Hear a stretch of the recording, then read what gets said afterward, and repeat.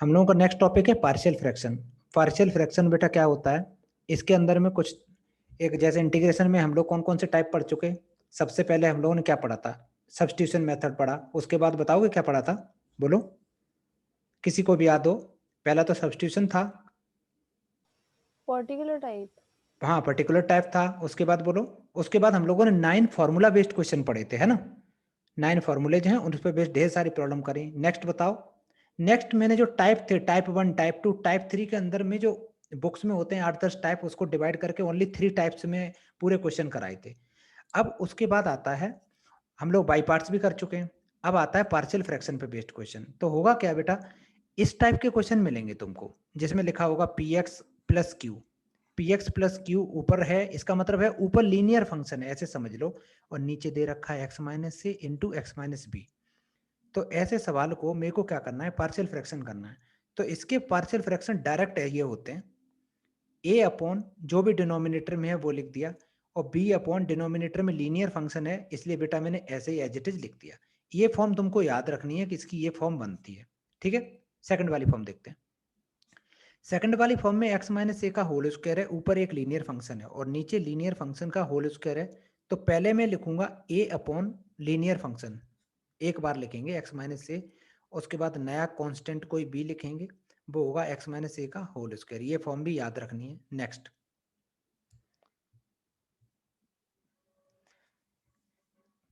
Third वाली देखो, ऊपर एक क्वाड्रेटिक फंक्शन है। अच्छा ऊपर एक क्वाड्रेटिक है, ये जरूरी नहीं होता बेटा, हो सकता है ऊपर लीनियर हो, यहाँ हो सकता कांस्टेंट हो। ऊपर न्यूमरेटर पार्ट से मेरे को कोई खास लेना देना नहीं, कुछ भी हो कोई फर्क नहीं पड़ता। लेकिन एक चीज याद रखनी, ऐसा ना हो जाए कहीं न्यूमरेटर पार्ट की डिग्री डिनोमिनेटर से ज्यादा हो गई तो प्रॉब्लम हो जाएगी। कोई बच्चा बताएगा, अगर न्यूमरेटर पार्ट की जो डिग्री है, अगर न्यूमरेटर की डिग्री डिनोमिनेटर से ज्यादा हुई तो हम क्या करेंगे, पार्शियल फ्रैक्शन करेंगे या कुछ और करेंगे? किसी को याद हो, थोड़ा बहुत क्लास में मैंने कराया हुआ है। हर्ष तुम बताओ। अगर तो डिवाइड करेंगे पहले बहुत तो। बढ़िया बेटा। तो क्या करेंगे हम लोग, पहले उसको डिवाइड करेंगे, क्योंकि डिवाइड करने से होगा क्या ना, जो डिग्री है न्यूमरेटर की डिग्री कम हो जाएगी, फिर हम लोग पार्शियल फ्रैक्शन लगाएंगे या जो लगाएंगे वो बात की बात है, ठीक है। तो इसमें क्वेश्चंस में याद क्या रखना है कि डिग्री ऑफ न्यूमरेटर जो होगी वो हमेशा कम होनी चाहिए देन डिग्री ऑफ डिनोमिनेटर। अगर इक्वल हो गई तो क्या करेंगे बच्चा, तब भी डिवाइड करेंगे, ठीक है। इक्वल हो गई डिग्री तब भी डिवाइड करेंगे। डिग्री ऐसे चेक करते हैं, ऊपर एक्स की पावर कितनी है 1, नीचे एक्स की पावर कितनी है 2 है, क्योंकि जब आपस में मल्टीप्लाई करोगे तो एक्स की पावर 2 हो जाएगी। नेक्स्ट देखते हैं थर्ड। थर्ड वाला समझ में आ गया, ऊपर एक्स की पावर 2 है, नीचे बेटा एक्स की पावर कितनी है, बोलो कोई तो 2 बोलो। 2 किस, बहुत बढ़िया। और गलत आंसर दो बेटा, एक कोई ऐसे कह दो 0 सर बोल। क्यूब है। हाँ क्यूब है, 3 बोलो, है ना, क्यूब मत बोलो 3 बोलो। नेक्स्ट फोर्थ वाला क्या है, ऊपर एक क्वाड्रेटिक फंक्शन है और नीचे क्या है, नीचे एक क्यूबिक फंक्शन है। इसका फॉर्म लिखना बहुत आसान है, क्योंकि हम a upon x minus a लिखेंगे, b upon x minus b लिखेंगे और c upon x minus c लिखेंगे। ये जो ए बी सी होते हैं वो कांस्टेंट होते हैं, जिन्हें हम लोग फाइंड करेंगे थोड़ी देर में। ऐसे ही लास्ट केस देखो, ऊपर क्वाड्रेटिक है और नीचे क्या है, एक्स माइनस ए का होल स्क्वायर है। तो एक्स माइनस ए का होल स्क्वायर है तो पहले हम a upon x minus a लिखेंगे, b upon x minus c का होल स्क्वायर लिखेंगे, फिर c upon x minus b लिखेंगे। इतना केस करेंगे। नेक्स्ट उसके बाद मेरे पास ये दे रखा है, इसमें ये क्वाड्रेटिक फंक्शन है। जब भी बेटा क्वाड्रेटिक फंक्शन हो, लीनियर की तो टेंशन नहीं लेनी, लीनियर में तो a अपॉन एक्स आता है, भाई a अपॉन एक्स माइनस ए आता है। क्वाड्रेटिक में ऊपर बी एक्स प्लस सी आ जाता है, ये चीज याद रखनी है। अब मैं एक क्वेश्चन देता हूं करने के लिए, है ना, उसको करेंगे। प्रॉब्लम नंबर 1 है, प्रॉब्लम नंबर 1 है integration of I equal to दे रखा है बेटा, इंटीग्रेशन किस चीज का दे रखा है, 1 upon x minus 1 into x minus x plus 1 sorry, और नेक्स्ट है 4x माइनस 5। इसको मेरे को इंटीग्रेट करना है। जैसे ही तो मैंने देखा तो डिनोमिनेटर में देखना है, डिनोमिनेटर में देख के क्या पता चला कि अरे ये तो पार्शियल फ्रैक्शन का सवाल है। तो गए कहाँ गए, ये देखा, ये वाली फॉर्म भर रही ना, तो ये थर्ड फॉर्म भर रही है। थर्ड फॉर्म में क्या होता है, a upon x minus a, b upon x minus b, c upon x minus c लिखना चालू करेंगे। तो इसको क्या करने वाले हैं, एक सेकंड रुकना बेटा, तो ये प्रॉब्लम करनी है, तो ये थर्ड फॉर्म है, लिख दो बेटा। और लिखते समय ऐसे जरूर लिख देना, बाई पार्शियल फ्रैक्शन। कल की क्लास में मेरे को 2 चीजें चाहिए, पार्शियल फ्रैक्शन की फॉर्म याद होनी चाहिए और टाइप 1, टाइप 2, टाइप 3 की प्रॉब्लम याद रहनी चाहिए किस टाइप की होती हैं, बस इतनी चीजें।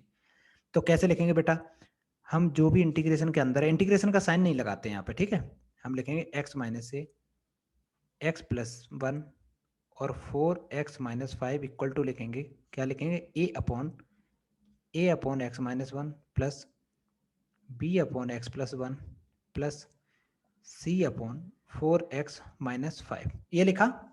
लिखने के बाद इसको सॉल्व करेंगे। सॉल्व करना बहुत आसान है। राइट साइड का बेटा एलसीएम क्या होगा, कोई बच्चा बताएगा। एलसीएम लेने का क्या मीनिंग होता है, सबका आपस में मल्टीप्लाई करा दो एलसीएम हो जाएगा। तो एलसीएम जो लेफ्ट में होगा वही एलसीएम राइट में होता है हमेशा, तभी तो कैंसिल आउट होगा, क्योंकि लेफ्ट वाली चीज को ही तो राइट में ले जाके लिख रहे हो सेपरेट कर करके। ये होगा। ए के साथ में किसका मल्टीप्लाई करना पड़ेगा, ए के साथ में बेटा इसका और इसका मल्टीप्लाई करना पड़ेगा, तभी तो एलसीएम ये आएगा।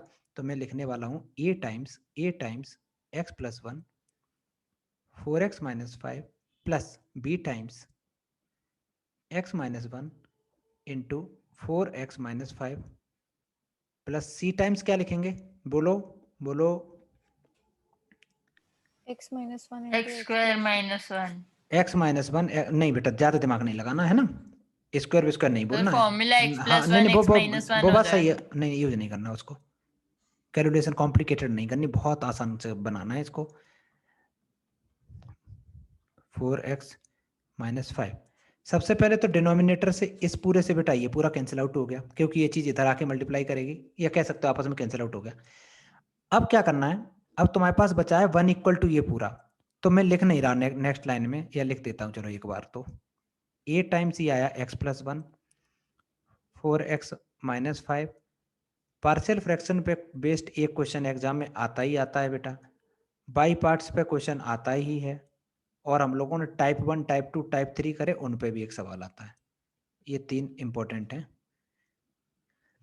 इसको सॉल्व करने का सबसे बेस्ट तरीका ये है, कंपैरिजन मेथड बिल्कुल नहीं लगाएंगे, ठीक है। कंपैरिजन मेथड हम बिल्कुल नहीं लगाएंगे, उसमें कैलकुलेशन इतनी टफ हो जाएगी कि इसी में लटके पड़े रहोगे। तो हम क्या करेंगे, इस x का कोफिशिएंट कितना है बेटा, यहां से x की वैल्यू निकालना, इस पार्ट से कितनी आ रही, -1। अगर इसको 0 करोगे तो -1 तो आ रही है ना। हाँ। तो एक काम करेंगे, पुट करेंगे पूरी इक्वेशन में x इक्वल टू -1 पुट करेंगे। ऐसे सोच लो, जो क्वेश्चन लेके चले थे ना, वहां पे क्या था, x-1 x प्लस 1 4x-5। तो एक बार हम पहले पार्ट को 0 करेंगे तो x की वैल्यू कितनी आएगी, 1 आएगी ना। चलो मैं सीक्वेंस में करता हूं, ठीक है। तो x की वैल्यू एक बार 1 पुट करेंगे, जैसे ही 1 पूरी इक्वेशन में पुट करेंगे x की जगह, तो मेरे पास देखो आंसर क्या आएगा, ये आएगा 1 इक्वल टू, यहाँ 1 पुट करेंगे तो ये आ जाएगा a टाइम्स 1 और 1 ये 2 हो गया बेटा, और ये हो गया -1 हो गया, प्लस ये 0 हो गया, ये 0 हो गया। कोई डाउट किसी को, क्योंकि जैसे ही बेटा यहाँ पे 1 मैंने पुट किया तो 1 -1 0, ये भी यहाँ पे किया तो ये भी 1 -1 0, तो लिखने की कोई जरूरत नहीं है। यहाँ से a की वैल्यू निकल आई, a की वैल्यू कितनी आएगी, ये आ गया -1/2। यहाँ तक कोई डाउट नहीं होना चाहिए।